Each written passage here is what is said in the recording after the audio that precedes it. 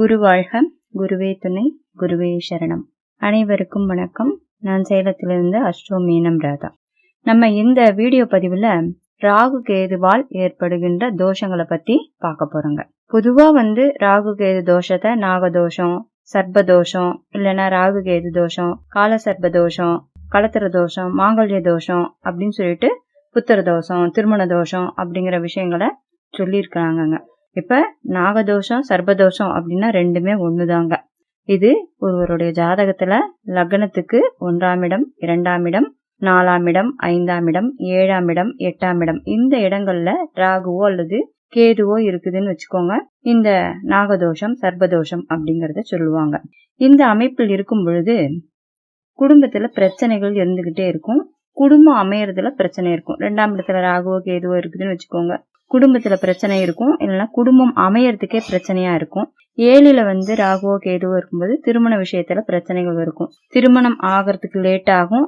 ஆன பிறகு கணவன் மனைவிக்கு ஒற்றுமை கம்மியாகும். அடுத்தது 5ல இருக்கும்போது புத்திர பிரச்சனையை கொடுத்துட்டு இருக்கும். குழந்தை பாக்கிய தடைய கொடுக்கும். 8ஆம் இடத்துல இருக்கும் பொழுது வம்பு வழக்கு பிரச்சனை, கடன் பிரச்சனை, ஆயுள் சம்பந்தப்பட்ட விஷயத்துல அடிக்கடி விபத்து கண்டங்களை கொடுக்கும். இந்த மாதிரி பிரச்சனைகள் இருந்துட்டு இருக்கும். லக்னத்துல இருப்பதால கனவுல பாம்பு துரத்துற மாதிரி நிறைய பேருக்கு வரும். விஷ ஜந்துக்கள் மூலமா அந்த ஜாதகருக்கு பிரச்சனைகள் வந்துகிட்டே இருக்கும்.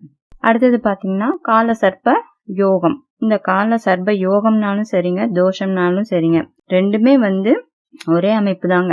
7 கிரகங்களும், அதாவது சூரியன், சந்திரன், செவ்வாய், புதன், குரு, சுக்கிரன், சனி, இந்த 7 கிரகங்களும் ராகு கேதுவோட பிடியில போய் மாட்டிக்கிட்டு இருக்கிறதுங்க. அப்ப கால சர்ப்பம், காலன் அப்படின்னா காலம்னு எடுத்துக்கலாம், இல்லைன்னா யமன் எடுத்துக்கலாம்.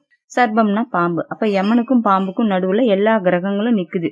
அப்ப என்ன நடக்கும்? எல்லா கிரகங்களோட பவரையும் அவங்க இழுத்துக்கிட்டாங்க. அப்ப அந்த கிரகங்களுடைய பலம் அந்த ஜாதகருக்கு கிடைக்காது. இது ஏன் அப்படின்னு பாத்தீங்கன்னா, இது முன்னோர்கள் வழி கர்மாவை வெளிப்படுத்துது. இந்த அமைப்புல பிறந்திருக்காங்க அப்படின்னா, அதாவது கால சர்ப்ப யோகத்துல பிறந்தவங்களுக்கு முன்னோர்களுடைய கர்மா நிறைய இருக்குது அப்படிங்கறதையும், இவங்க பாம்புகளை கொன்னு இம்சை செஞ்ச விஷயத்துல ஈடுபட்டு இருப்பதாலையும் இவங்களுக்கு இந்த மாதிரி ஒரு தோஷம் ஏற்பட்டு இருக்குது.